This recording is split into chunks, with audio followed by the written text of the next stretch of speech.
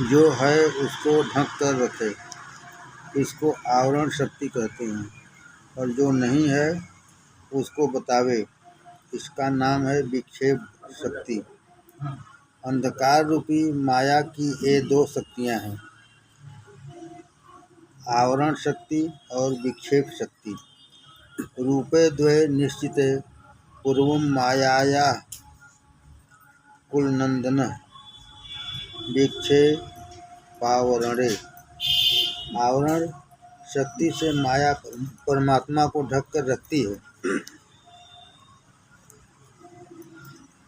आवरण शक्ति से माया परमात्मा को ढक कर रखती है। विक्षेप शक्ति के द्वारा माया ईश्वर के आधार से जगत का भास कराती है।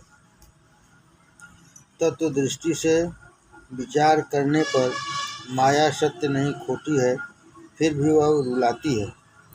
स्वप्न से जागे पीछे जिस प्रकार स्वप्न असत्य था ऐसा भान होता है, उसी प्रकार जिसको परमात्मा का ज्ञान होता है उसको संसार असत्य है ऐसी प्रतीत होती है।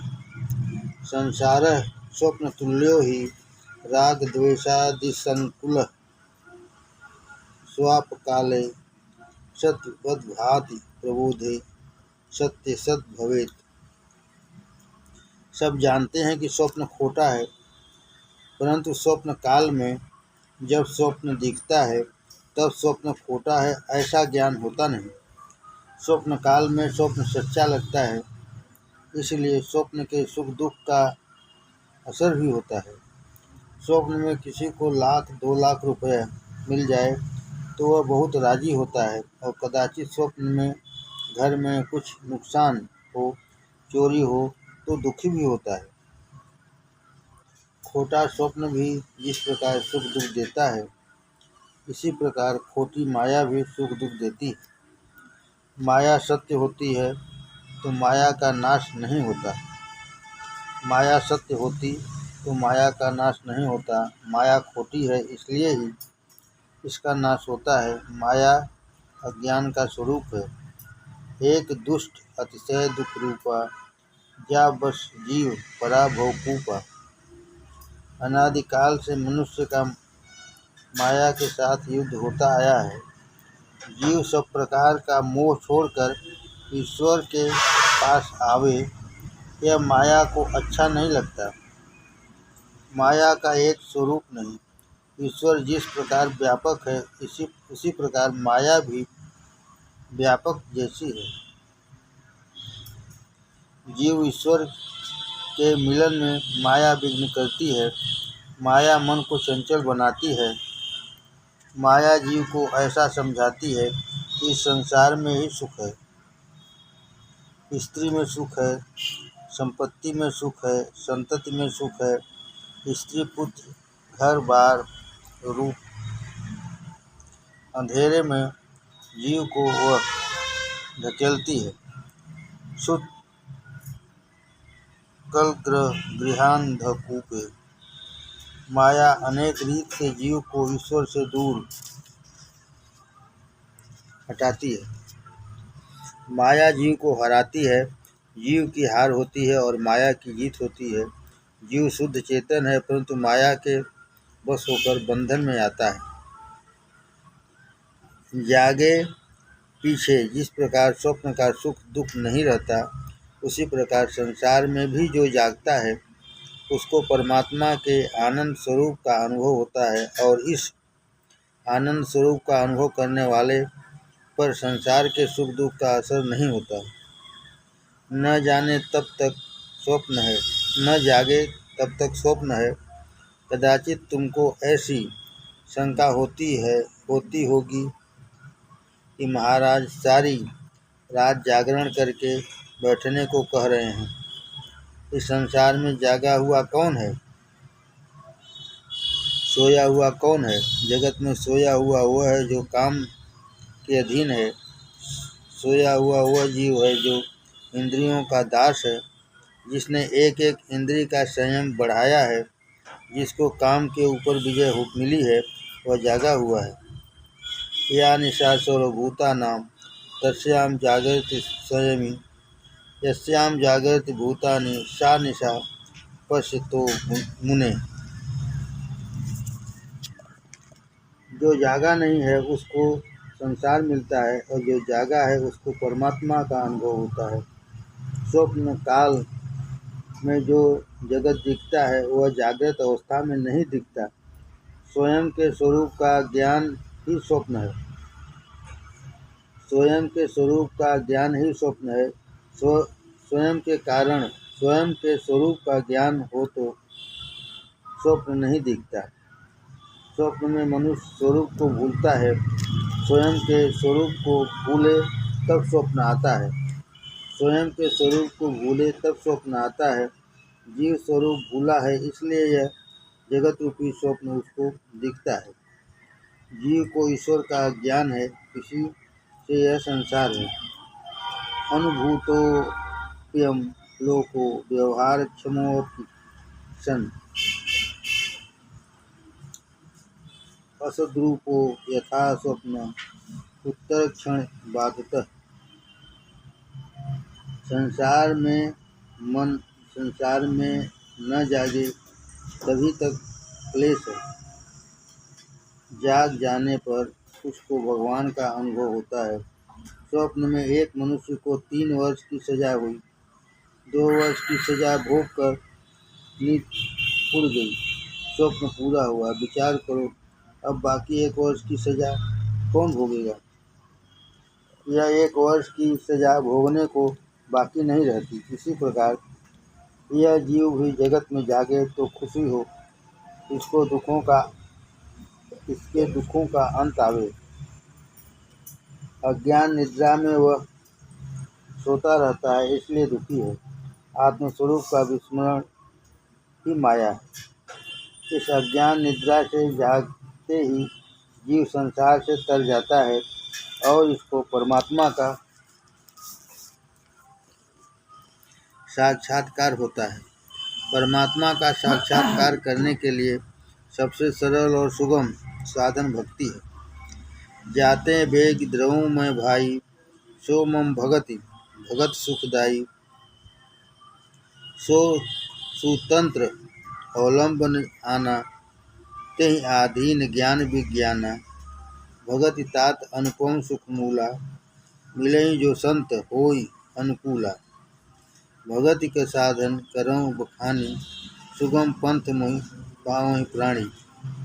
परमात्मा की जो सतत भक्ति करता है उसको ज्ञान विज्ञान वैराग्य आदि जल्दी प्राप्त होते हैं और उसको मोक्ष मिलता है। माया से तरने के लिए, उसे जीतने के लिए बहुत साधन है, परंतु भक्त केवल भक्ति से ही अनायास माया को तर जाता है। श्री कृष्ण भगवान ने भी गीता जी में आज्ञा दी है, देवी ईर्षा गुणमयी मम माया दुरत्यया मामेव ये प्रपद्यन्ते माया मेताम तरन्ति ते। जो मेरी शरण में आता है वह माया से तर जाता है। लक्ष्मण को माया का स्वरूप, परमात्मा का स्वरूप, माया की आवरण शक्ति और विक्षेप शक्ति, बंध मोक्ष का स्वरूप, भक्ति की महिमा इत्यादि बहुत संक्षेप में प्रभु ने समझाई। लक्ष्मण को अतिशय आनंद हुआ। भगवान शंकर माता पार्वती जी से कहते हैं, एकदा गौतमी तीरे पंचवटया समीपतः। श्री राम लक्ष्मण जानकी श्री गोदावरी के किनारे पंचवटी में विराजे हुए थे। एक बार ऐसा हुआ कि शूर्पणखा घूमती फिरती वहां आ पहुंची। शूर्पणखा राक्षसी थी, रावण की बहन थी। श्री राम लक्ष्मण के दर्शन करते हुए उसको आश्चर्य हुआ। शूर्पणखा ने विचार किया कि राम अति सुंदर हैं। शूर्पणखा ने स्वयं का राक्षसी स्वरूप छिपाया और सुंदर श्रृंगार करके राम जी के पास आई। शूर्पणखा वासना का स्वरूप है। शांति से विचार करो तो ध्यान में आवेगा कि वासना ही राक्षसी है। जो संसार अरण्य में फिरता रहता है उससे वह स्वरूप को छिपाकर तथा श्रृंगार करके मिलने आती है। संसार अरण्य का स्वरूप है। इसलिए अरण्यकांड में ही शूर्पणखा की कथा आती है। जो संसार अरण्य में फिरता है उसको ही वासना रूपी शूर्पणखा मिलने आती है। कोई पुरुष पर स्त्री को अथवा कोई स्त्री पर पुरुष को आसक्तिपूर्वक देखे, यह पाप है। किसी के सौंदर्य में आँख फंसे तो मानना चाहिए कि आँख में शूर्पणखा आई हुई है। स्त्री को स्त्री स्वरूप में, पुरुष को पुरुष स्वरूप में न देखो, सबको ब्रह्म रूप में देखो। जगत के किसी भी व्यक्ति को भगवत भाव से देखने की जगह यदि काम भाव से देखो तो मानना कि शूर्पणखा आई है, वासना आई है। अंदर से यह वासना अच्छी नहीं लगती, केवल बाहर से अच्छी लगती है। शूर्पणखा है तो राक्षसी, परंतु बन ठन कर आती है। वासना बाहर से सुंदर लगती है, वह जीव को ऐसा बतलाती है कि मैं तुमको बहुत सुख दूंगी, परंतु वासना तो जीव को रुलाती है। वासना अविद्या लाती है, अज्ञान लाती है। अविद्या अपने साथ 5 दोष लाती है: देहाध्यास, इंद्रियाध्यास, प्राणाध्यास, अंतःकरणाध्यास और स्वरूप विस्मृति। विवेक का भान भूल जाए उसे स्वरूप विस्मृति कहते हैं। इन सब के कारण वासना बढ़ती जाती है, घटती नहीं। यह वासना ऐसी राक्षसी है कि इसकी तृप्ति कभी होती ही नहीं। यह तो ऐसी भयंकर है कि खिलाने वाले को भी खा जाती है।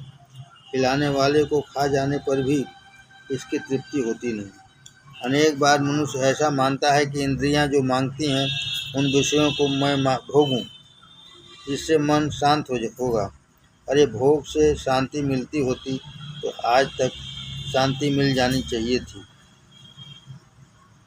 आज तक अनेक जन्मों से जीव ने संसार में सभी विषयों का अनुभव किया है, उपभोग किया है, फिर भी इसे शांति नहीं मिली। इंद्रियों को जो सुख एक बार दिया वही सुख वह फिर से मांगेगी। इसलिए ऐसी वासना जागे उस समय उन विषयों के भोगने से पहले मन को समझाओ कि आज तक कितना खाया, तृप्ति हुई क्या। विषयों में जब तक आकर्षण है तब तक विषयेच्छा का नाश नहीं होता। विषयों का आकर्षण न रहे तो विषयेच्छा का विनाश हो जाता है। वासना की शांति भोग से नहीं, त्याग से होती है। शूर्पणखा सुंदर स्वरूप धारण करके श्री रामचंद्र जी के पास आई। कामातन न शक्नोमि त्यक्तम त्वाम कमले क्षणम। श्री रामचंद्र जी का स्वरूप देखकर शूर्पणखा कामांध हो गई।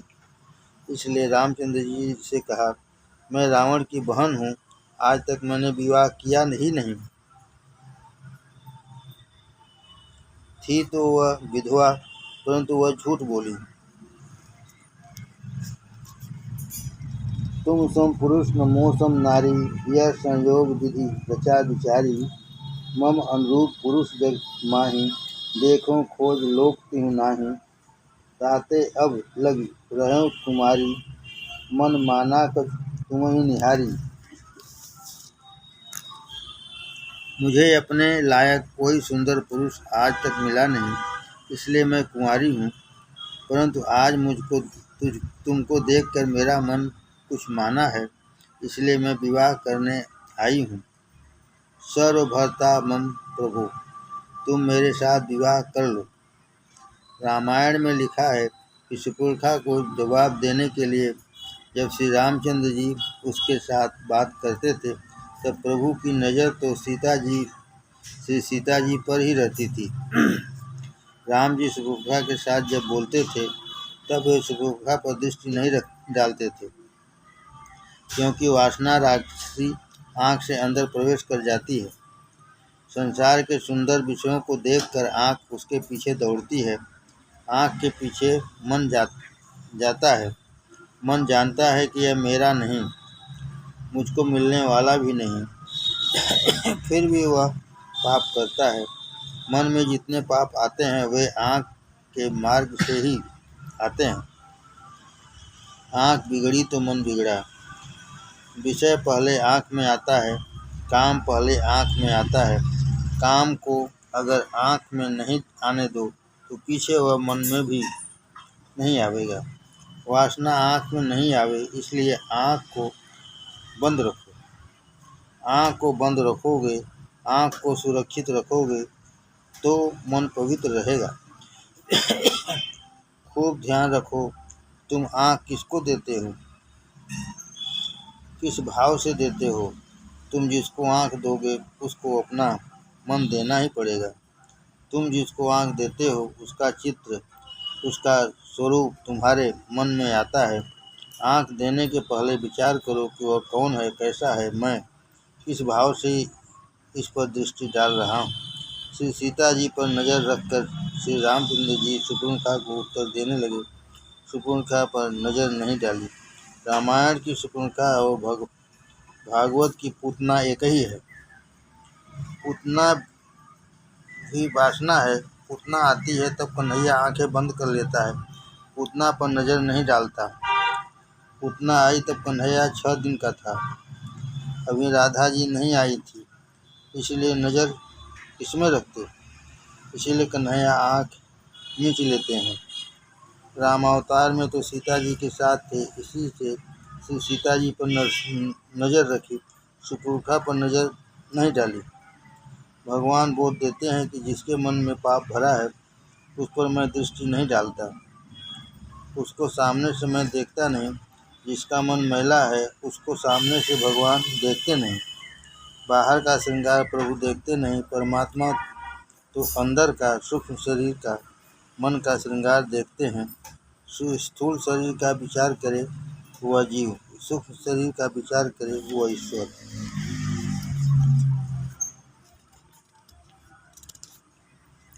शास्त्र में 3 प्रकार के शरीर कहे हैं, सूक्ष्म, स्थूल, सूक्ष्म और कारण। आँख को दिखता है वह स्थूल शरीर है। सूक्ष्म शरीर 17 तत्वों का बना हुआ है, 5 कर्मेंद्रिय, 5 ज्ञानेंद्रिय, 5 प्राण, मन और बुद्धि। सूक्ष्म शरीर के मन मुख्य हैं। सूक्ष्म शरीर में मन मुख्य है। मन में वासना का समुदाय रहता है, उसको कारण शरीर कहते हैं। मन में वासना का समुदाय रहता है, उसको कारण शरीर कहते हैं। इन तीनों शरीरों से परे आत्मा है। स्थूल, सूक्ष्म और कारण ये तीनों उपाधि हैं। प्रभु के सम्मुख जाओ तब अपने मन का श्रृंगार करके जाओ। बहुत से लोग मंदिर में कपड़े बदल कर जाते हैं, कपड़ा नहीं, हृदय बदलने की जरूरत है। भगवान कपड़े को नहीं, हृदय को देखते हैं। निश्चय करो, ठाकुर जी मुझ पर दृष्टि डालें, उस योग्य बनकर परमात्मा के पास जाऊंगा। तामा राम नामा अयोध्याधिपते सुतः ऐसा में सुंदरी भार्या सीता जनक नंदिनी। श्री सीताराम जी ने शूर्पणखा से कहा, मेरा तो लग्न हो गया है, ये सीता जी मेरी पत्नी है। जैसे तू कुंवारी है वैसे ही मेरा भाई भी कुंवारा है। तू वहाँ जा। पर स्त्री में मातृभाव रखने वाला मैं मर्यादा पुरुषोत्तम हूँ, इसलिए मैं तो लग्न करूँगा नहीं। परंतु तुमको बहुत इच्छा हो तो तू लक्ष्मण के पास जा। लक्ष्मण कुमार है। मार शब्द का अर्थ है काम। उत्थितः मारः। लक्ष्मण जी निष्काम थे, इसलिए श्री रामचंद्र जी ने लक्ष्मण जी के लिए कुमार शब्द का प्रयोग किया। कहने का भावार्थ था लक्ष्मण जितेंद्रिय हैं। इत्युक्ता लक्ष्मणं प्राह पतिं भव सुंदरः। लक्ष्मण जी के पास जाकर शूर्पणखा ने कहा, तुम मेरे पति हो जाओ। लक्ष्मण जी तो पहचान गए कि यह राक्षसी है, श्रृंगार करके आई है। लक्ष्मण जी ने कहा, अहम दासो वस्मि रामस्य त्वं तु दासी भविष्यसि। मैं तो राम का दास हूँ, तुम मेरे साथ लग्न करोगी तो तुमको दासी होना पड़ेगा। तुम राम जी के पास जाओ, वे राजाधिराज हैं। राजा तो अनेक लग्न कर सकता है, तुम वही जाओ। तमेव गच्छ भद्रम ते स तु राजा राजा शिलेश्वर। लक्ष्मण जी का वचन सुनकर शत्रुघ्न राम जी के पास आई। राम जी ने मनाही की तब शत्रुघ्न ने स्वयं का असली रूप प्रकट किया। उसने राक्षसी रूप धारण करके राम जी से कहा, अब मैं तेरी पत्नी का भक्षण करूंगी। वासना भी शत्रुघ्न की तरह पहले सुंदर लगती है, परंतु पीछे जब स्वयं प्रकाशित होती है तो जीव को फंसाती है। वासना आरंभ में कोमल लगती है, परंतु परिणाम में भयंकर होती है। वासना की पकड़ से जीव जल्दी छूट पाते नहीं। शत्रुघ्न से सीता जी की तरफ दौड़ी। रघुनाथ जी ने लक्ष्मण जी को इशारा किया। लक्ष्मण जी दौड़ते आए, शत्रुघ्न के कान पकड़ लिए। विच्छेद नाशा कर्णोच लक्ष्मणो लघु विक्रम। लक्ष्मण जी ने शत्रुघ्न के दोनों कान काट लिए तथा नासिका काट ली। रुधिर निकलने लगा। शत्रुघ्न बहुत व्याकुल हुई। यहाँ से वह खरदूषण, त्रिशिरा आदि राक्षसों के पास गई और बोली, राम के भाई ने मेरी ऐसी दुर्दशा की है। समस्त राक्षस रघुनाथ जी के साथ युद्ध करने को तैयार हो गए। राक्षस सेना युद्ध करने आई। भयंकर संघर्ष हुआ। जघान प्रहरार्धेन सौनिव रघुत्तम। प्रभु ने बहुत थोड़े समय में सब राक्षसों का विनाश कर दिया।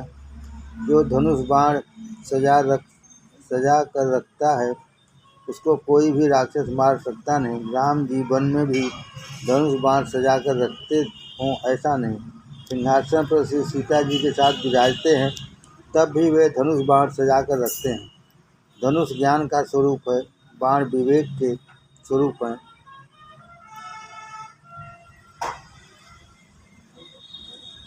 गाफिल को राक्षस मारते हैं। जो प्रति क्षण सावधान रहता है वह ही साधु है। प्रति क्षण जो सावधान रहता है उसको कोई राक्षस मार नहीं सकता। श्री रामचंद्र जी एक क्षण भी गाफिल नहीं रहते थे, प्रति क्षण सावधान रहते थे। थोड़े समय में ही उन्होंने राक्षसों की अति भयंकर और बहुसंख्यक सेना का विनाश किया। श्री सीता जी को आनंद हुआ। शत्रुघ्न रोती रोती रावण के पास गई। उसने रावण को उलाहना दिया कि तेरा शत्रु तेरा विनाश करने के लिए गोदावरी के किनारे आ गया है। अभी तक तुमको कुछ खबर ही नहीं। करशिपान 100 वर्ष दिन राति, सुधि नहीं तो सिर पर आराती। राजनीति बिनु धन बिनु धर्मा, हरहि सपर में समर्पे बिनु सत्कर्मा। प्रीति प्रणय बिनु मदते गुनी, नाचहि बेग नीति अस सुनी। राजनीति तू जानता नहीं, अब तेरा विनाश होने वाला है। रावण ने पूछा, बहन ये तेरे कान और नाक किसने काटे? शत्रुघ्न ने सच सब गलत ही कही। राम जी की पत्नी सीता बहुत सुंदर है, इसलिए मैंने विचार किया कि सीता जी को मैं अपने भाई रावण के लिए ले जाऊं। तेरे लिए मैं वहां गई थी। वहां राम जी के भाई लक्ष्मण ने मेरे नाक कान काट लिए, तेरे राक्षसों का भी विनाश कर दिया। रावण को आश्चर्य हुआ। वह विचार में पड़ गया। खरदूषण और त्रिशिरा तो मेरे जैसे ही बली हैं। इन राक्षसों का विनाश करने वाला राम मानव नहीं, परमात्मा है। राम जो मनुष्य होगा तो मैं सीता को ले आऊँगा और वह मेरा कुछ भी नहीं कर सकेगा। यदि राम परमात्मा होंगे और मुझको मारेंगे तो मेरा कल्याण ही होगा। मुझको ऐसा लगता है कि आदि नारायण परमात्मा मेरे लिए ही मानव स्वरूप धारण करके श्री राम रूप में प्रकट हुए हैं। यदि राम मानव होते तो अकेले इन राक्षसों का विनाश किस प्रकार कर सकते थे। बध्यो यदि श्याम परमात्मनाहं वैकुंठ राज्यम परिपालयेमहम् नोचो नोचेदिदं राक्षसराज्यमेव मोक्षे चिरं राममतो व्रजामि। इत्थं विचिन्याखिलराक्षसेन्द्रो रामं विदित्वा परमेश्वरं हरिं विरोधबुद्ध्यं वह हरिं प्रयामि दूतं न भक्त्यां भगवान प्रसीदेत। श्री राम मानो नहीं ईश्वर हैं। राम जी मुझको मारेंगे तो मैं प्रभु के धाम में जाऊंगा। राम जी के साथ मैं विरोध करूंगा। विरोध भक्ति से मेरा कल्याण होगा, मेरे वंश का भी उद्धार होगा। तो मैं जाय बैर हट कर हूँ, प्रभु सर प्राण तजे भव कर हूँ। रावण ने ऐसा विचार किया और शत्रुघ्न से कहा, तू चिंता मत कर, अब मैं वहाँ जाता हूँ। इधर श्री रामचंद्र जी ने श्री सीता जी से कहा, अब मुझे लीला करनी है। प्रत्यक्ष श्री सीता जी का रावण स्पर्श नहीं कर सकता था। श्री सीता जी तो परमात्मा की आह्लादिका शक्ति हैं। श्री सीताराम जी को तो साथ ही रहते हैं। सूर्य और सूर्य की प्रभा किसी दिन अलग नहीं हो सकती। श्री सीताराम जी अलग नहीं रह सकते। यह तो प्रभु ने लीला की है। श्री रामचंद्र जी ने श्री सीता जी से कहा, अपनी छाया को तुम आश्रम में रखना, तुम्हारी छाया को रावण ले जाएगा। मुझे रावण का विनाश करना है। श्री सीता जी की जैसी ही आकृति वाली छाया जानकी को आश्रम में रखा। प्रत्यक्ष सीता जी तो श्री राम के स्वरूप में ही लीन हो गई। किसी रामायण में लिखा है कि सीता जी ने अग्नि में प्रवेश किया। श्रुत्वा राम मोदितं वाक्यं सापि तत्र यथावकरोत् माया सीता वही स्थाप्य स्वयमंदर्भेनले। आनंद रामायण में ऐसा लिखा है कि श्री रामचंद्र जी ने सीता जी से कहा, देख अब तुम तीन रूप धारण करो। देवी अब तुम 3 रूप धारण करो। सीते त्वं त्रिविधा भूत्वा रजो रूपा वसानले। वामांगे में सत्व रूपा बस छाया तपोमयी। रजो रूप में से तुम अग्नि में प्रवेश करो, सत्व रूप से मेरे स्वरूप में लीन हो जाओ और तपोमयी के स्वरूप में छाया रूप धारण करके मेरे आश्रम में रहो। श्री सीता जी ने इसी प्रकार किया, अपना छाया स्वरूप आश्रम में रखा।